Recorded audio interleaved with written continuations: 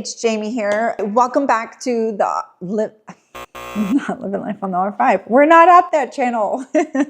All right, we are doing actually a new channel. It's called Feeding R5, where we take our low carb lifestyle and put it here in the kitchen. Welcome to our home. Right now, I'm on this mission. I do not like cottage cheese at all. Like, I just don't like it. But I want to change that. It's a great source of protein.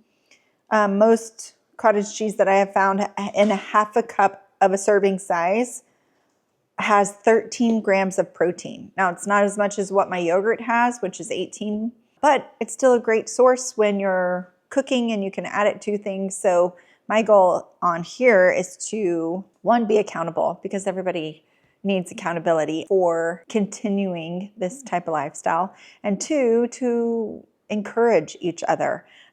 All of my parents now, for whatever reason, they are now on a low carb diet. And so here's an opportunity for us to learn together and share recipes. So leave in the comments, what is your favorite low carb recipe? And better yet, how do you eat this stuff? I'm going to try it. We're going to do it. Okay. We're just going to do it. All right. Well, I'm going to take a cup of cottage cheese. I mean, this just doesn't look good to me, but here we go.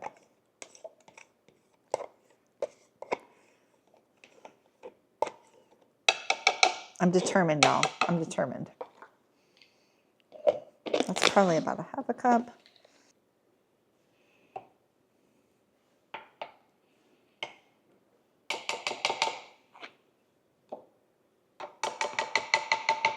Yeah, in this house, we hardly ever measure. We just kind of wing it. So whatever a cup looks like to you, go for it. I'm sure it's fine. All right, so now we're going to take 2 farm fresh eggs.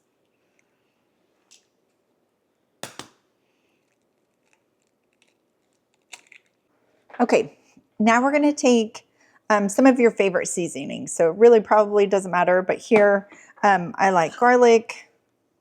I'm just going to sprinkle a little bit in there.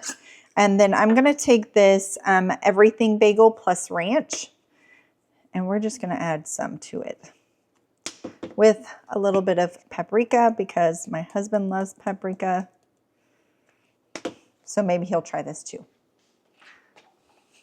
I don't know if he'll like it, but I don't know if I'll like it. So, you know, we'll see. And then we're just going to blend it until it's smooth. Here we go.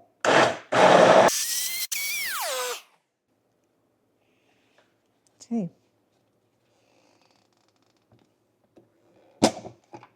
Here we go.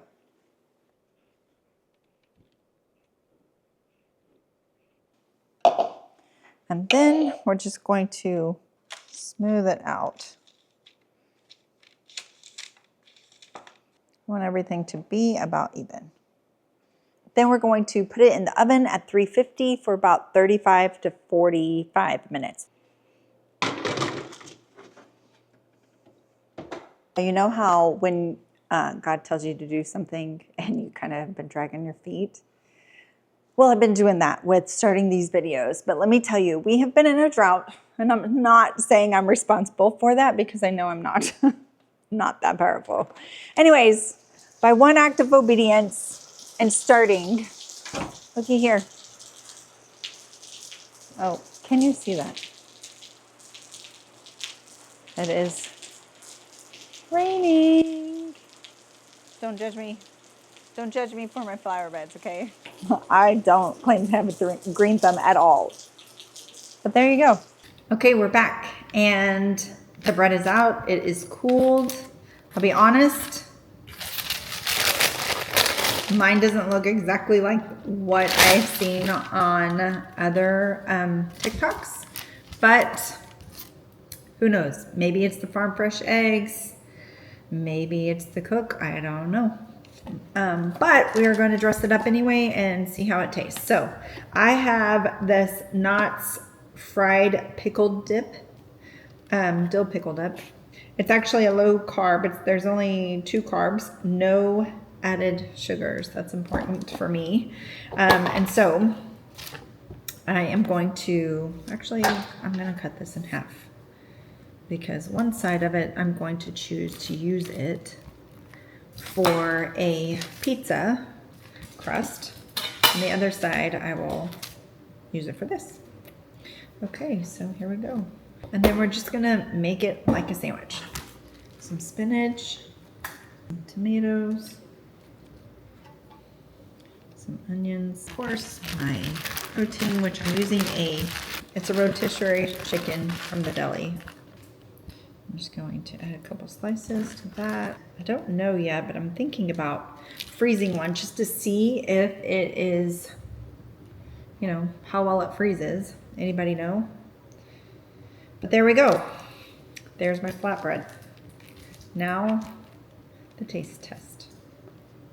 It actually, texture-wise, it actually feels like a flatbread, to be honest. It's not, I was concerned with the eggs to see, thinking that maybe it would feel kind of like foam, like an egg, or breakfast egg. I don't know. Anyways.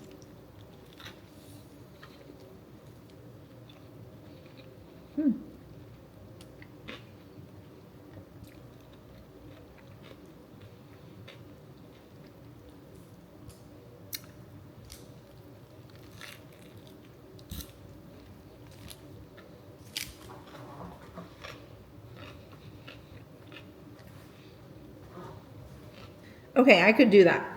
Yeah, I actually could. And it's thin enough that you really don't get a whole lot of the layer of it. So you really taste more of your ingredients than you do the outer layer. But there is some flavoring just because of the seasonings.